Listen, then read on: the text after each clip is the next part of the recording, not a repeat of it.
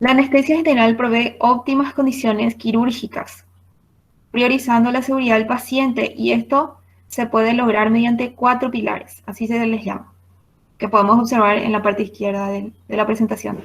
Son amnesia, analgesia, relajación muscular y bloqueo neurovegetativo. Esto es lo que se va logrando en el paciente de forma escalonada.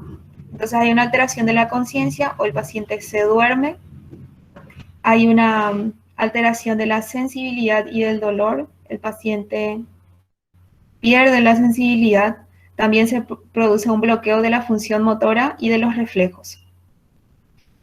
Y a su vez se divide en 3 partes para poder comprender cómo se produce. Las partes son inducción, mantenimiento y despertar. Y para poder comprender mejor podemos comparar estas 3 partes con los movimientos que hace un avión. La inducción correspondería al despegue del avión, el mantenimiento al vuelo y el despertar del paciente se podría corresponder al aterrizaje del avión.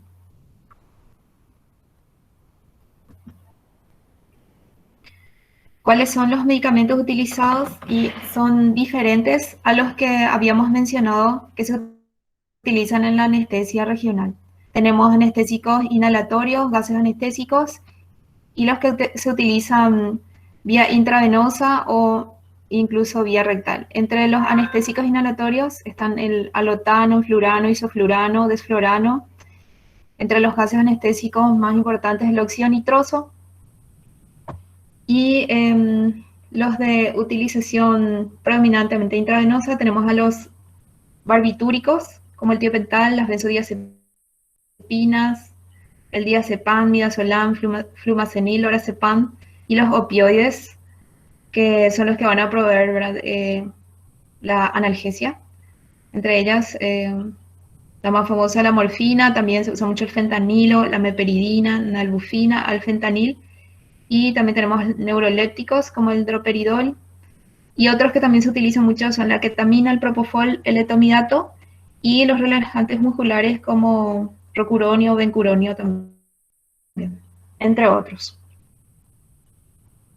Se habla también de la profundidad de la anestesia y dentro de ella se establecen 4 etapas que son consecutivas y cada una de ellas se distingue por el incremento de la depresión que se produce a nivel del sistema nervioso central. Y esta depresión a su vez es consecuencia de la acumulación del anestésico a nivel del cerebro. Es decir, que el anestésico, si se administra vía inhalatoria, va a llegar a producirse el intercambio, ¿verdad?, a nivel de los alveolos y va a pasar en la circulación y de esta forma finalmente va a llegar al sistema nervioso central y si se aplica directamente vía intravenosa, lo mismo a través de la circulación, entonces va a llegar al sistema nervioso central y a medida que se acumula, entonces se va a ir profundizando el efecto de la anestesia, se dice. Dentro de esto hay 4 etapas. La etapa 1 corresponde a la analgesia. Todavía no hay pérdida de conciencia ni de reflejos en esta etapa. En la 2 se produce excitación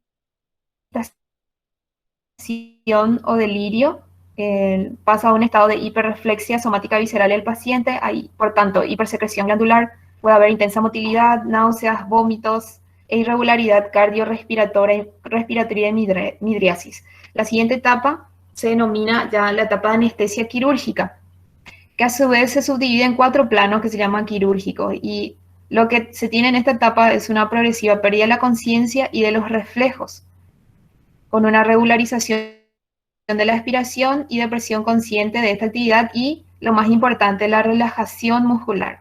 Por ejemplo, si se va a hacer una cirugía abdominal, ¿sí?, necesitamos que se relajen completamente los músculos anchos del abdomen, etc. Entonces, en esta etapa es que se logra eso y se puede entonces realizar la técnica quirúrgica sin dificultad. Por eso que dice acá, la mayor parte de las intervenciones quirúrgicas deberían realizarse en los planos segundo y tercero de esta etapa. Y la etapa 4 ya corresponde a una parálisis vulvar, en la que incluso se puede producir la muerte con rapidez por depresión central generalizada que ya afecta a los centros vulvares, donde sabemos que se encuentra el centro respiratorio, ¿verdad? Bueno, y actualmente se habla mucho de medicina perioperatoria, o sea, la atención del paciente desde antes de la cirugía, durante y después. Es lo que se denomina perioperatorio. En cuanto al manejo preoperatorio, se debe realizar lo que se denomina una evaluación preanestésica para evaluar las condiciones del paciente en cuanto a sus comorbilidades, las cirugías que ya haya tenido anteriormente y qué tipo de anestesia recibió, si presentó alguna alergia. En este punto también se debe evaluar la medicación habitual del paciente, sus hábitos tóxicos, y si el paciente presentara comorbilidades, es el momento también para solicitar interconsulta con los especialistas para hacer un manejo interdisciplinario. También se evalúa la clasificación, o sea, hay una clasificación para poder ubicar al paciente en un grado de riesgo específico. Y una de ellas es la que se denomina ASA, siglas que corresponden a la Asociación de Anestesiólogos de Norteamérica. Entonces ellos hacen una puntuación de acuerdo a todo lo que dijimos anteriormente y establecen la condición preanestésica del paciente. Lo otro que ya se evalúa en este punto es la vía aérea para anticipar si habrá o no dificultad para la intubación, de lo cual ya habíamos hablado en la clase de intubación orotraqueal. Lo otro que se realiza en la evaluación preanestésica es explicar ya la técnica de la anestesia general al paciente para poder obtener su consentimiento informado. En cuanto a la premedicación, como la cirugía y la anestesia puede producir un estado de ansiedad en el paciente, entonces se puede administrar ya sedantes o ansiolíticos, como el midazolam, por ejemplo, vía oral, una noche antes, o incluso se puede realizar esto ya una vez que el paciente ingresa al quirófano. Y en el caso de que el paciente sea conocido alérgico, entonces se puede prever también esta situación administrando corticoides, y en el caso de que sea un paciente asmático, broncodilatadores, por ejemplo. O sea, todo eso se puede prever en lo que se denomina premedicación.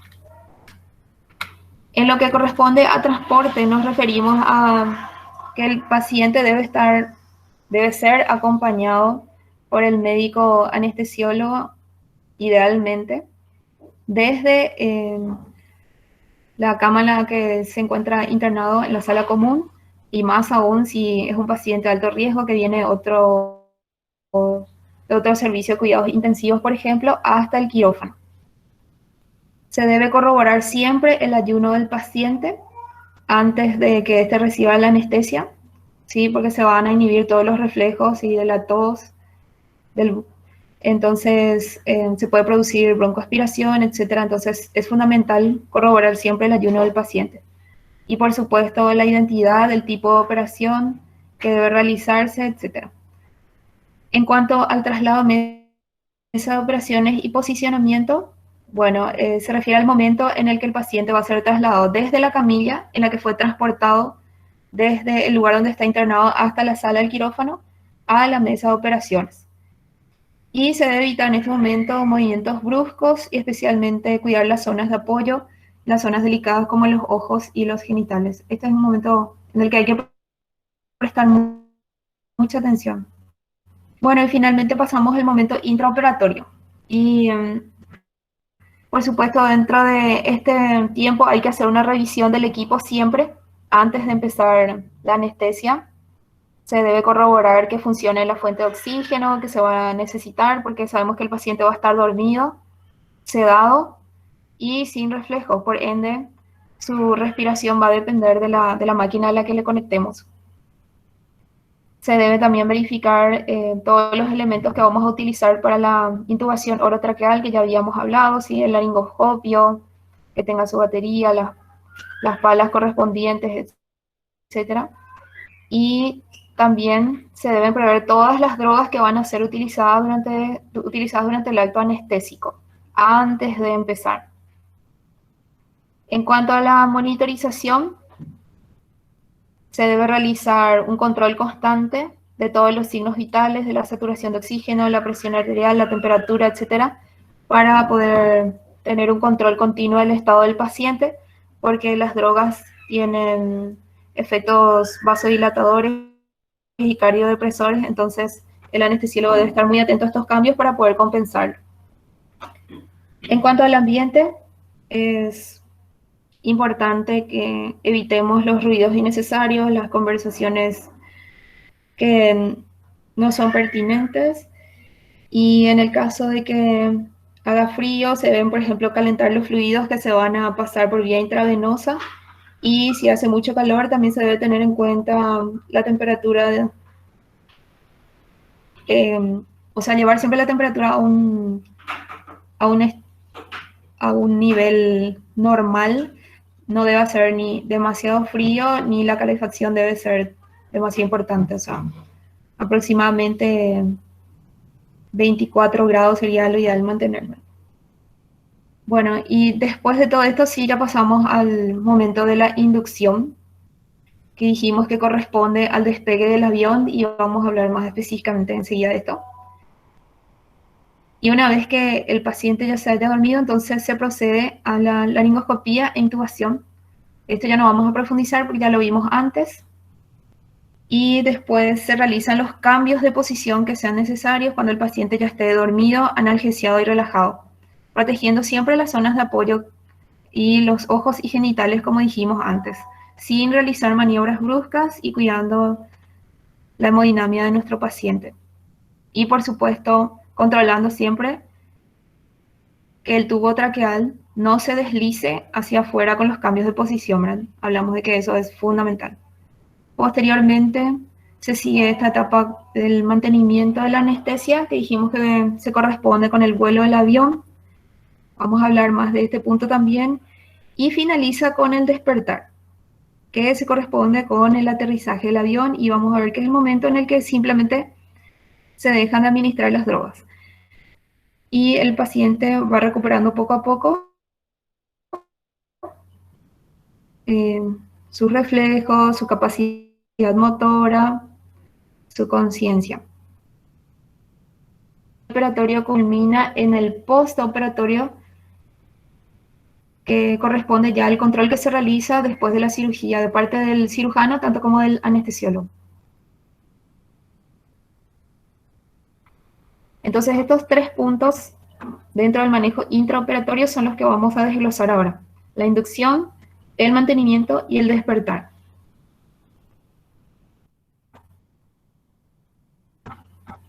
¿Qué es la inducción? Consiste en la conversión del paciente alerta y con reflejos intactos a un paciente inconsciente. Por lo tanto, es un periodo súper delicado. ¿Por qué? Porque además las drogas que se utilizan en este punto, que habíamos citado, son cardiodepresoras y vasodilatadoras. Por lo tanto, si en la evaluación preanestésica detectamos que el paciente tiene comorbilidades, y más todavía si es un cardiópata, entonces en este punto el anestesiólogo debe prestar máxima atención a los cambios hemodinámicos del paciente para poder detectar cualquier alteración e intervenir oportunamente. Es un estado ya, o sea, a partir de acá, a partir de que el paciente pasa a un estado de inconsciencia, entonces imagínense que pasa a depender absolutamente del manejo del anestesiólogo. Las vías de la administración de las drogas que citamos en este punto de la inducción pueden ser vía inhalatoria para los gases, endovenosa, intramuscular o inclusive rectal.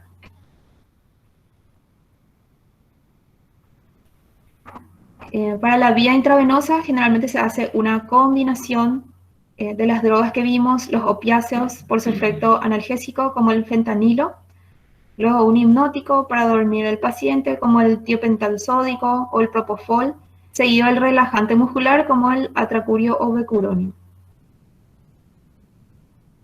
Puede ser, también dijimos, vía inhalatoria. En este caso se utilizan entonces los anestésicos líquidos volátiles no irritantes como el alotano, el sevoflurano, y se mezclan con oxígeno u óxido nitroso y son muy utilizados en los niños. También se puede administrar vía intramuscular, y en este caso se hace generalmente la ketamina. Y lo otro importante es que debemos tener en cuenta que también se puede administrar vía rectal, específicamente el midazolam. Se utiliza para sedación en el caso de procedimientos o también procedimientos menores o sedación prequirúrgica en niños menores de 6 años o niños que son poco colaboradores.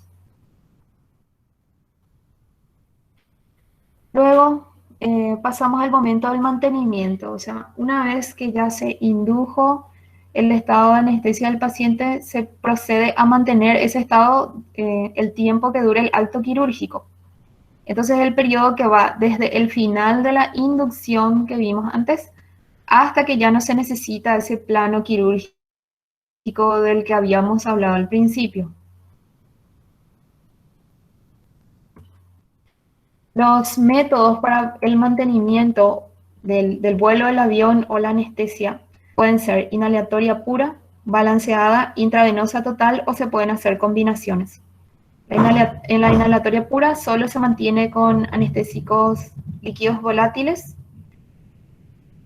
En el método balanceado se combinan los anestésicos líquidos volátiles con opiáceos y relajantes musculares. O sea, se utilizan gases y se utilizan drogas intravenosas.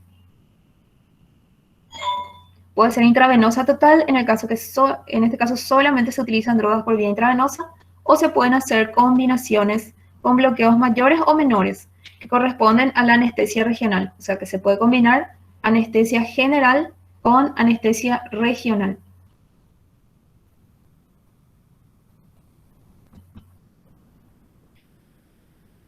Y finalmente, la última etapa es el despertar, que dijimos que se corresponde con el aterrizaje del avión o la finalización de la necesidad de ese plano quirúrgico, es decir, terminó el acto quirúrgico, hasta el retorno de la conciencia y reflejos del paciente, de modo que pueda respirar nuevamente por sí mismo. Y el método en este caso consiste simplemente en ir disminuyendo o cesando la administración de las drogas anestésicas. Bueno, como sabemos, todo procedimiento tiene riesgo de complicaciones y también la anestesia general, por todo lo que hablamos antes. Estas complicaciones pueden ser efectos directos de los fármacos o los agentes anestésicos generales.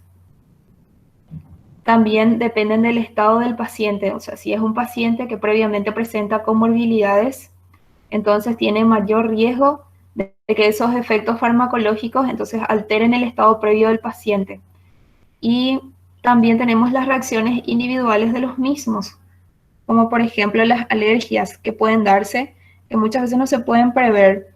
Y estas reacciones pueden ser menos o más graves, ¿verdad? Depende del caso. Puede haber un laringoespasmo, broncoespasmo, puede haber un edema de cuerdas vocales, edema de la laringe, alteraciones de la presión arterial o incluso se puede producir muerte súbita.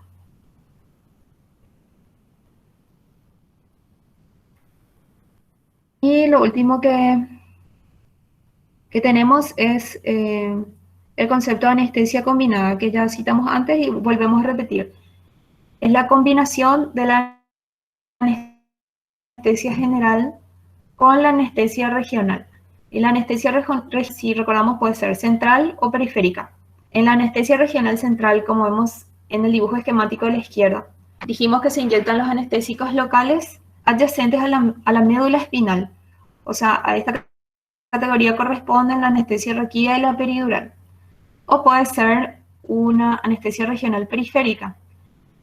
En este caso se inyectan los anestésicos locales adyacentes a los nervios o troncos nerviosos periféricos. Como vemos en la fotografía de la derecha, se está haciendo un bloqueo plexobraquial, por ejemplo.